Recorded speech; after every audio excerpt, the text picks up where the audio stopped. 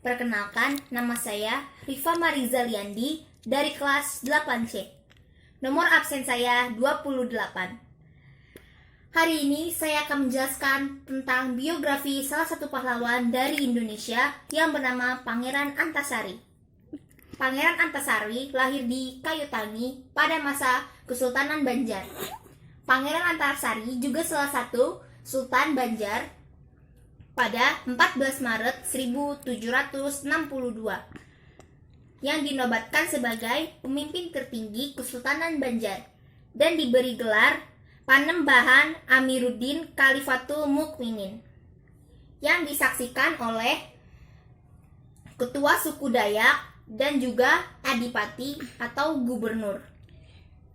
Penguasa wilayah dusun atas Kapuas dan Kahayan yaitu Tumenggung Surapati atau Tumenggung Padi Jaya Raya. Pangeran Antasari adalah cucu dari Pangeran Amir. Semasa mudanya, Pangeran Antasari mempunyai nama yaitu Gusti Inu Kartapati. Pangeran Antasari mempunyai ibu yang bernama Gusti Khadijah binti Sultan Sulaiman dan ayahnya yang bernama Sultan Mas'ud bin Pangeran Amir. Pangeran Amir adalah anak Sultan Muhammad Alauddin Aminullah yang gagal naik tahta pada tahun 1785.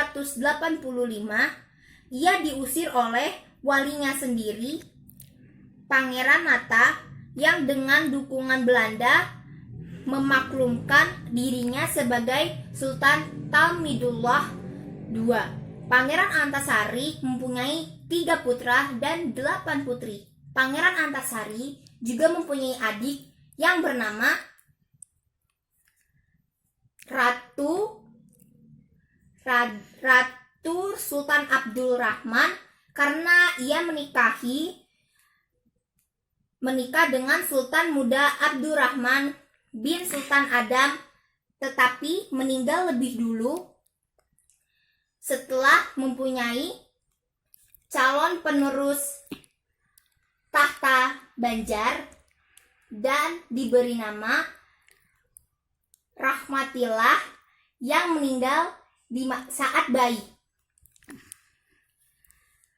Dia cucu Pangeran Amir yang gagal naik tahta pada tahun 1785. Pangeran Antasari tidak hanya dianggap sebagai pemimpin suku Banjar, dia juga merupakan pemimpin suku Ngaju, Maanyan, Siang, dan beberapa suku lainnya yang berdiam di kawasan pedalaman sepanjang Sungai Barito, baik yang beragama Islam maupun Kaharingan. Setelah Sultan Hidayatullah ditipu Belanda dan istrinya disandra, maka Pangeran Hidayatullah mempercayakan kepada Pangeran Antasari seluruh tatanya.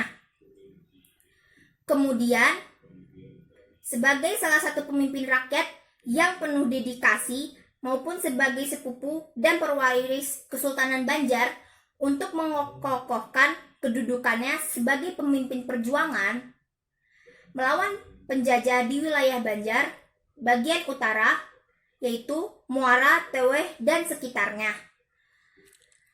Pada tanggal 14 Maret 1862 bertepatan dengan 13 Ramadan 1278 Hijriah, beliau berseru, "Hidup untuk Allah, mati untuk Allah."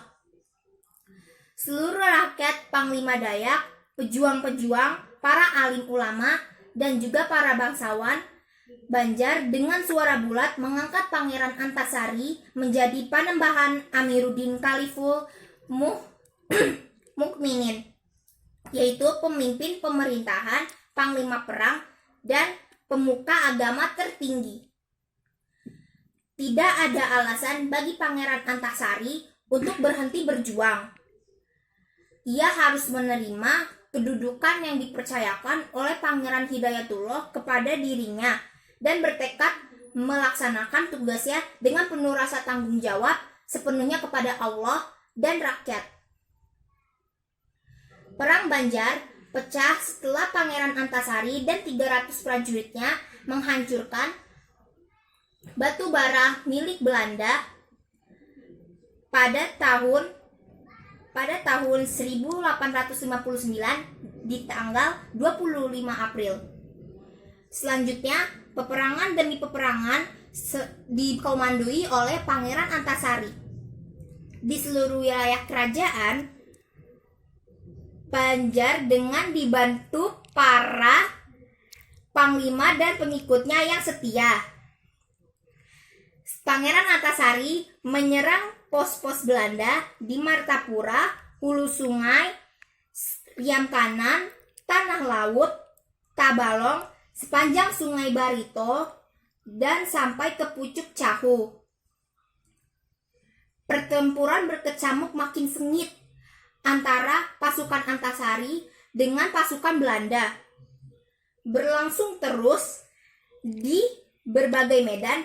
Pasukan Belanda yang ditopang oleh bala bantuan dan dari Batavia yang bersenjata modern akhirnya berhasil mendesak terus pasukan Pangeran Antasari. Dan akhirnya Pangeran Antasari memindahkan pusat benteng pertahanannya ke Muara Teweh. Berkali-kali Belanda membujuk Pangeran Antasari untuk menyerah, namun dia tetap pada pendiriannya. Ini tergambar pada suratnya yang ditunjukkan untuk Letnan Kolonel Gustave Verbeerpist di Banjarmasin tanggal 20 Juli 1861.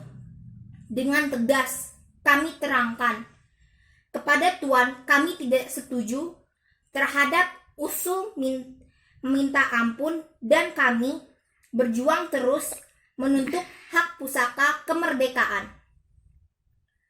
Dalam peperangan Belanda pernah menawarkan hadiah kepada siapapun yang mampu menangkap dan membunuh Pangeran Antasari dengan imbalan 10.000 gulden. Namun sampai perang selesai tidak ada seseorang pun yang mau menerima tawaran ini.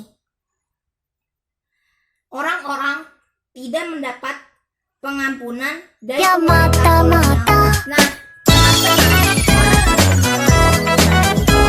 Hindia Belanda adalah Pangeran Antasari dan anak-anaknya, Demang Lehman, Amin Oeliah, Suropati dan anak-anaknya, Kyai Jayalalana, Gusti Kasan dengan anak-anaknya.